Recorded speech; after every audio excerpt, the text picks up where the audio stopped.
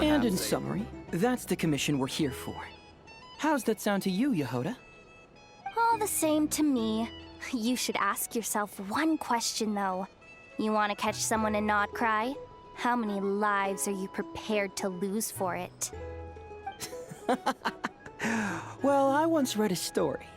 It told me that if I find a deer with divinity, I could use its antlers to take my place for one death. And what do you know?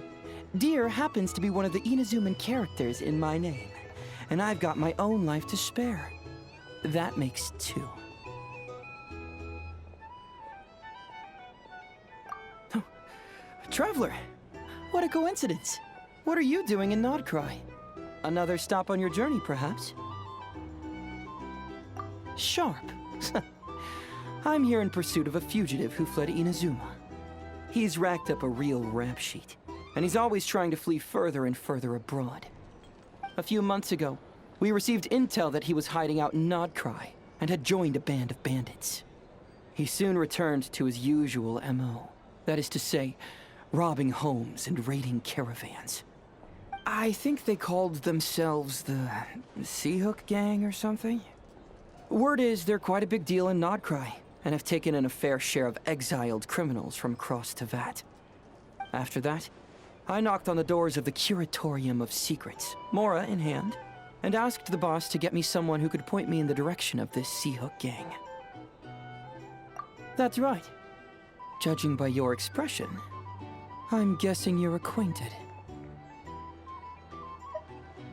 I can tell. My intuition tells me that if Yehoda became a thief, even I'd never be able to catch her. You can cut the chatter. Boss Neff gave me the job, so it's only natural I'd be good at it. But the Seahook Gang you're looking for isn't the original Seahook crew. The original gang's long since disbanded. The people calling themselves that now are just riding on the name and scamming folks left and right. Yeah, I guess I do, huh? Interesting. This is news to me. Would you mind telling me more about this new gang of imposters, Yehoda? What's there to tell? New or old, fake or real, the Seahook Gang are bandits. A bunch of scoundrels who banded together for Mora, then fell out over it. Their old leader wound up thrown overboard as fish food, while the underlings fought among themselves for the scraps. Some died, and others continued their wanderings. The long and short of it is that the old Seahook Gang are dead, gone, or both. Wait.